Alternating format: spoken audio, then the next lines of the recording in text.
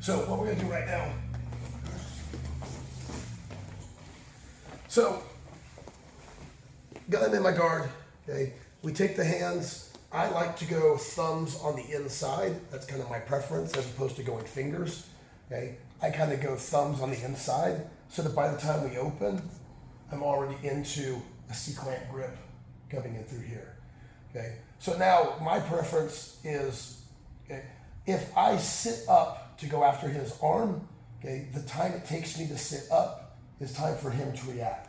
So I prefer through here is once I have hold of his hands and I start to bring him to the outside, is I pull with my legs, get ready for the headbutt. It's probably gonna happen, okay? So your head starts to shift to one side and then bring your knee to your own chest.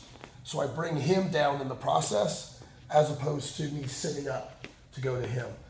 Now through here, I push his hand towards his belt, okay? And I'm pinching it up against my thigh. Sit up. Okay? It does a little magic on the shoulder. If I just drop his hand, sit up, he gets way more space. If I bring him forward and punch the hand, okay, sit up. Okay? Like I said, it kind of locks him in place.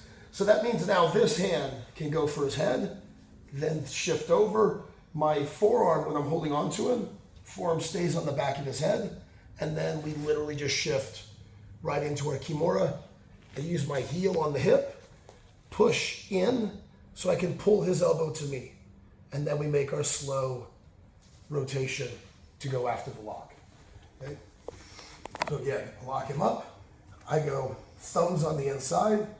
I'll pop my hips just slightly, okay? So that now when he goes out, I already have a C-clamp. Through here, I pull, prep, and punch. Notice through here, I'm not even worried about a grip. I'm literally just holding like this to punch the hand in. So again, if he sits up, okay, just this pressure alone is already holding him. Then I can grab his head, shift into the shoulder, slide in place, and then rotate for my Kimura. Using the Kimura, which is one of my favorite pieces. I like to use the Kimura for my sweep. And then from there, it's one of my favorite arm bars right now. I call it a split grip arm bar. Again, I'm really big on, when I get in the mount position, okay, unfortunately speaking, in my divisions, one thing can define an entire match. Who's on top first, okay?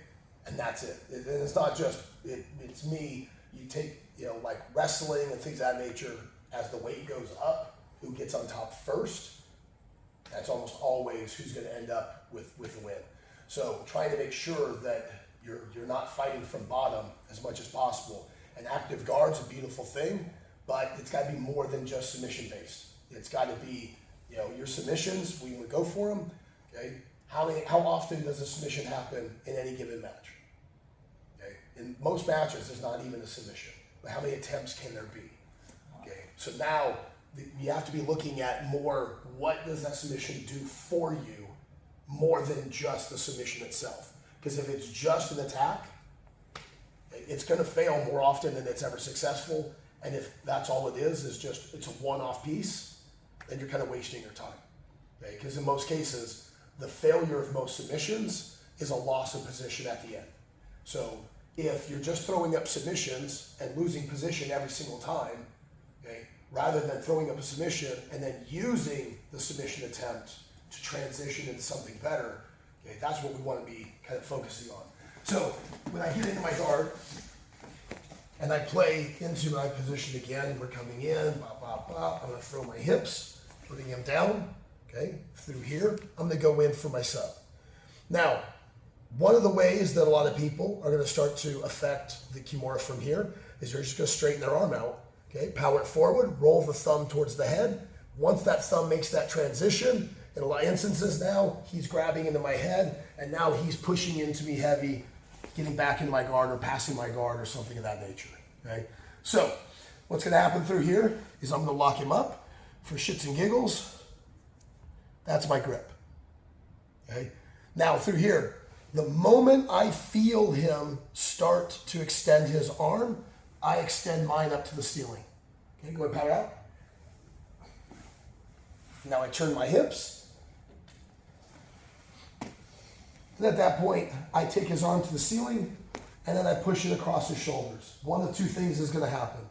Either he'll feel a severe pec stretch in his shoulder and he'll tap, or he'll roll. It's one of the two.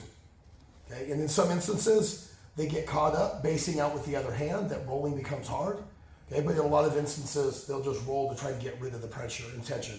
The part you couldn't see was this was my grip. Okay. Literally one finger on your wrist, literally one finger on my wrist, and all I did was just point to the ceiling. Okay. That was my whole grip. Okay. So again, go back in. Okay. I get to the Kimura and I'm locked up through here. This time I'm using my full grip. Okay. So again, when he goes to power out, I push and notice my hip switch. I'm from here to here, push across his shoulders. Okay. Now he's going to start trying to roll to escape. Okay. I just go with him. The world's slowest roll. It's not about being fast. It's about just staying connected to him. Now, look at his hand. Right now, his palm is to the ground. So when my hand is here, this is one of the reasons why I let go. I literally take his thumb and I push it to the ground. Okay, through here. Again, I'm just gonna keep his thumb down. Pull your arm out. It's not going anywhere. Correct. As long as his thumb is on the ground, he's not going anywhere. So now through here, this hand is on the floor. This hand is holding his palm to the ground. If I need to, what I'm going to do is I'm going to make a couple little pops. I'm going to take away a little tension, pick up his hand, and move it just a little bit. And now I'm going to do a push-up. Notice my hands aren't even touching. I just do a little push-up. If he tries to power his way out, he won't be able to go to his own head. All he's going to do is bend his arm and try to bring it back. So if he brings it back to the center, I'm going to pick my hand up and I'm going to feed him back into a Kimura, drop my hip, and then go into side control to make my finish. But anymore, I stay with this, what I call split grip armbar. Okay. Goes straight up in the air. Okay. The closer that hand gets to my face, the more powerful he becomes. And when the thumb is pointed at the hip, is when he's at his weakest, and when that thumb rotates, that's when he gets to be at his most powerful. So anytime we're doing it, okay, we always want to, and that's why when I do my demos, I do it with stupid just one finger. I do it with some really big guys. Okay, sometimes yeah, it gets a little hard within one knuckle, but you know it's enough just with that to be able to push them up and keep them from being able to rotate their thumb. Okay. So if we do it well, his own body mechanically gets locked out, okay, but that's hard. In the middle of a live roll, always remembering which the exact angles you're supposed to go to and the light gets tough. So every once in a while, they'll come in a little bit low. Now the biggest part is I threaten the kids and I threaten some of the adults. I'm gonna start bringing in Sharpie markers, okay? If I put a Sharpie marker in your hand, you're not gonna want it anywhere near your face, okay? Because you'll wear your shame all day long. Okay. That marker does not get to touch anywhere near your head. Imagine if that was a knife or something else of that nature. So if for some reason I screw up, okay, so break it down here and I'm going this way, okay? If he goes this way and that Sharpie marker now wipes right across my face, you messed up. So even if it's got to go past my head, I'm going to take him up so that now I can feed into an arm drag, okay? Now my hand is open on this side. Again, if we were fighting, as I turn, this is not just a palm to the face. This would be an actual hit coming through this way. Then this knee is gonna come over the top. So I'm using my hand to push onto his face, create the separation between the head and the shoulder, and then my knee and my shin is gonna go right onto the back of his neck. Okay, and then my knee is gonna block where my hand is. So once I'm here, my knee comes up and goes over the top. Okay, now through here, I'm gonna continue to make my rotation. And this is the part where we are going to turn in place. We're not gonna roll. Okay, there's a difference between turning and rolling. When my knee comes over the top, okay, my goal right now is to turn and be in exactly the same spot. So as I come over the top, okay, I go here and then my foot transitions to his shoulder so that now he can't sit up. I take his hand and I pull it across the hip this way. This is now my arm bar, okay? I don't need to put this one over his head. I can just pinch going in through here, but it's best if you can put the leg over the head. But rolling and turning, you see the line on the floor. So when I'm here and I push on his head and this knee comes over the top, first what I'm going to do is rolling, which is what I don't want to do. This knee comes over the top, both of my knees touch the ground, and then I roll. Where am I compared to my line? You're over it. I'm way over it, okay? That's rolling. So my knees come in, my knees touch, and then I fall away. I mean, how far away am I from the line? Not that far. Okay? Turning. I come in, my knee comes over the top, and I literally turn in place. Where am I now in relationship to the line?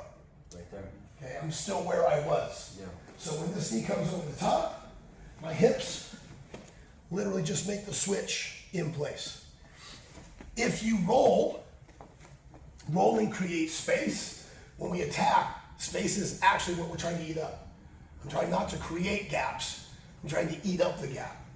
So if I roll over the top, okay, I'm actually falling away from your shoulder and creating a big space. If I turn over the top, I'm actually just rotating around the joint, and he's going to feel trapped pretty quick, like almost immediately. Now again, am I trying to make him roll over?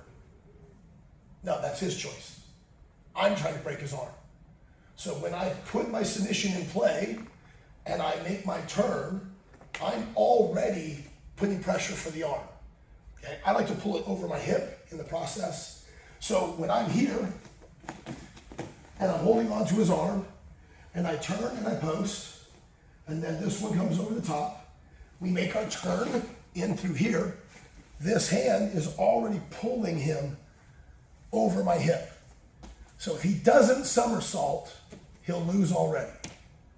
Then just anticipate he will somersault. So partner, get ready for that. Now, this is the easiest part of the whole thing. My left foot, when he goes to somersault, watch what my left foot's gonna do. That's it. That just moved my foot from one side of his head to the other. So by the time he rolls over, my shin is now connected to his shoulder, okay, instead of being on the other side of his head, and I get a much better connection.